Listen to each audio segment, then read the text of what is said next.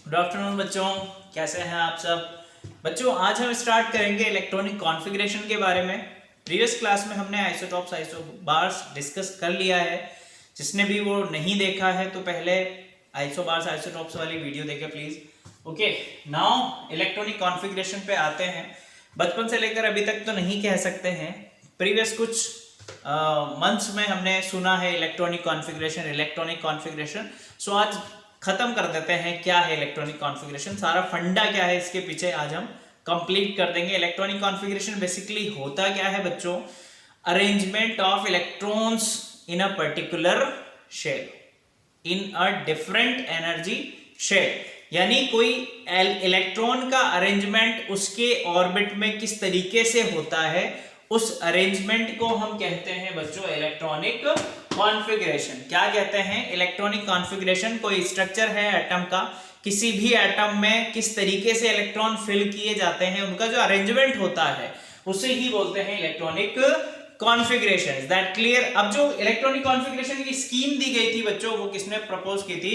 Bohr and बरी ने। ठीक है, the scheme was proposed by, one by one हम डिस्कस करते हैं। ध्यान से देखते हुए चलना, बहुत अच्छा टॉपिक है। कितनी गलती हो रही है। The scheme was proposed by Bohr and बरी। ठीक है, इन दोनों साइंटिस्ट ने क्या किया था, ये स्कीम प्रपोज की थी और इनकी स्कीम के अकॉर्डिंग क्या था, 3 रूल दिए गए थे, है ना।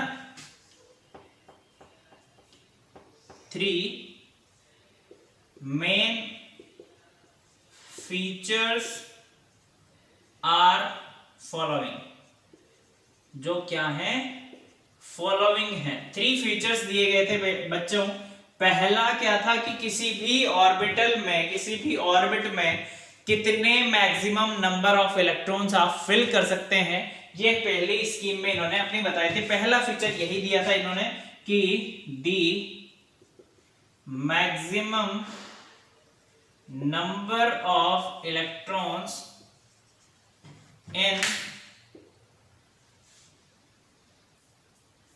in a different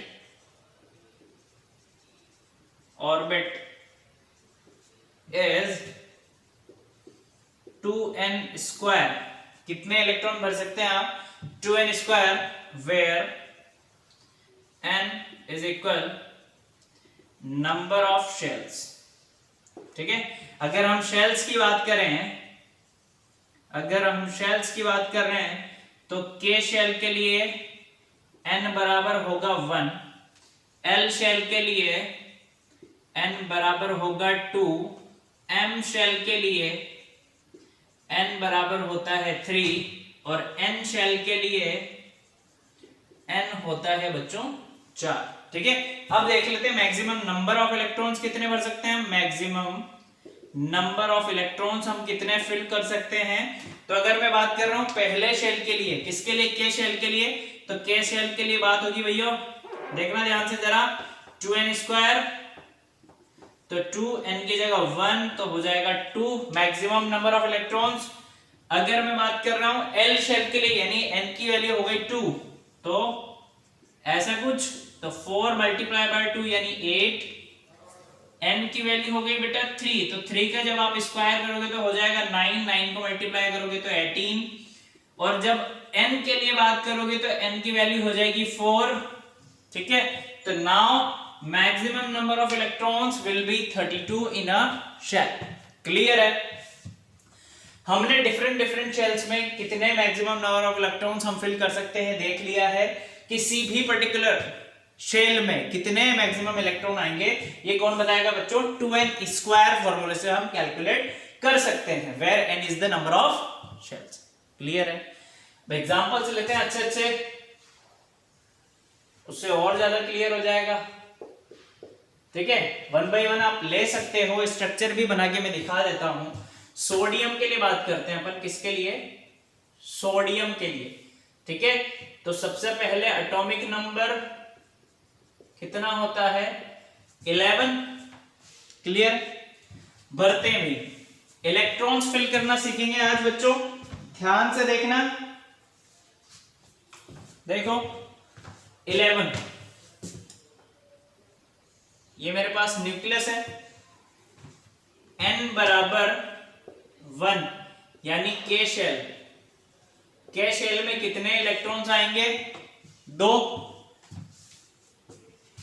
n बराबर 2 के लिए एल शेल, एल शेल में कितने इलेक्ट्रॉन्स आते हैं? 8। अब ध्यान से देखना, सोडियम के पास कितने हैं? 11, ठीक है।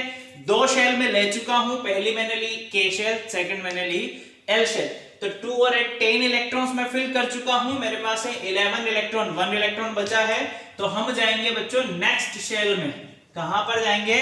नेक्स्ट शेल में हम जाने वाले हैं n बराबर 3 यानी m शेल, और जो इलेक्ट्रॉन्स आएगा इसमें 1, ठीक है, क्योंकि मेरे पास रिमेनिंग इलेक्ट्रॉन्स कितना है? 1। एक और इंपॉर्टेंट चीज कि हमेशा इलेक्ट्रॉन्स की फिलिंग आउटवर्ड्स होती है, यानी KLMN होगी। न्यूक्लियस के पास से आउटवर्ड्स की तरफ फिलिंग होगी, कभी आउटवर्ड से इनवर्ड्स फिलिंग नहीं होगी, ध्यान रखना। और फिलिंग किस तरीके से होती है? जब तक कि इनर शेल कंप्लीटली फिल्ड नहीं होता है तब तक इलेक्ट्रॉन्स बाहर वाले शेल में फिल नहीं होगा।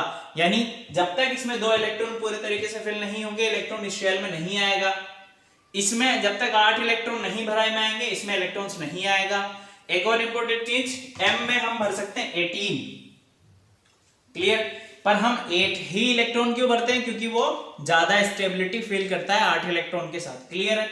चलो अब स्ट्रक्चर बनाते हैं बेटा, ध्यान से देखना।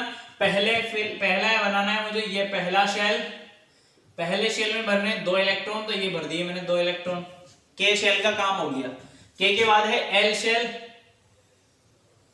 ये है एल शेल। एल शेल में भरने हैं आपको 8 इलेक्ट्रॉन, तो 1 2 3 4 5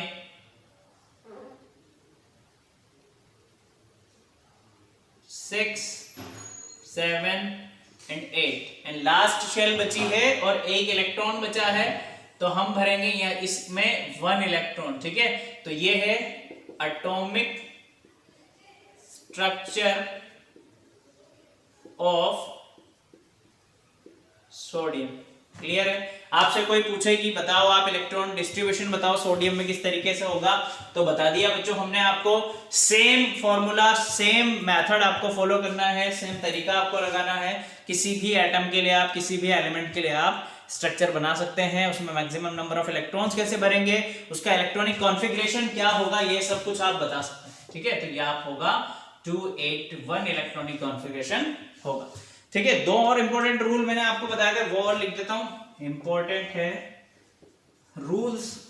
एक ही फीचर बताया मैंने अभी तक, 2 फीचर्स और हैं इसके, वो मैं आपको लिखा देता हूं बच्चों, इंपॉर्टेंट है। तो देखो बेटा 2 फीचर्स और इंपॉर्टेंट है, मैंने आपको बता तो दिए हैं, पर लिखना जरूरी है कि जब भी आप फिलिंग कर रहे हो इलेक्ट्रॉन्स की, तो वो किस तरीके से होगी? Inward to outwards. आपने देखा अभी यहां पर हमने क्या किया, पहले हमने इनवर्ड्स भरे, फिर हम आउटवर्ड्स पे आ रहे। ऐसा नहीं है हम बाहर से भरते हुए अंदर की तरफ आ रहे हैं, ऐसा कभी भी पॉसिबल नहीं होगा। किस तरीके से भरेंगे? पहले n बराबर 1 यानी के शेल में भरेंगे, देन n बराबर 2 एल शेल में, एंड सो ऑन, कंटिन्यूअसली भरते जाएंगे, ठीक है। थर्ड फीचर जो कि बहुत इंपॉर्टेंट है कि कोई भी शेल क्या कर सकती है बेटा, मैक्सिमम 8 इलेक्ट्रॉन्स ऑक्यूपाई कर सकती है, जबकि वो और ज्यादा इलेक्ट्रॉन्स भी रख सकती है, पर वो नहीं रखती है। क्यों? क्योंकि कोई भी एटम, कोई भी एलिमेंट है, उसकी जो शेल है पर्टिकुलर, वो 8 इलेक्ट्रॉन में क्या फिल करती है? Stable.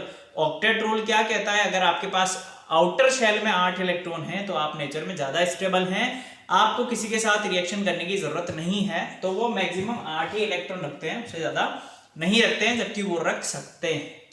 That is very much important. Okay, so I hope आपको इलेक्ट्रॉनिक कॉन्फ़िगरेशन समझ में आ गया होगा बच्चों। आप ऐसा करिए, जैसे मैंने आपको निकाल के बताया, स्ट्रक्चर बनाया, ऐसे हाइड्रोजन से लेकर कैल्शियम तक सबके बनाइए, सबके लिए इलेक्ट्रॉनिक कॉन्फ़िगरेशन लिखिए और एग्जाम में आता है है ना, एग्जाम में पूछा जाता है आपसे। इलेक्ट्रॉनिक कॉन्फ़िगरेशन पूछ ली जाती है आपसे, कई बार क्या किया जाता है, सिर्फ इलेक्ट्रॉनिक कॉन्फ़िगरेशन दी जाती है और आपसे एलिमेंट पूछ लिया जाता है, तो दोनों तरीके से क्वेश्चन आपसे पूछ सकता है एग्जाम में। ओके, सो मिलते हैं नेक्स्ट क्लास में, बाय, टेक केयर।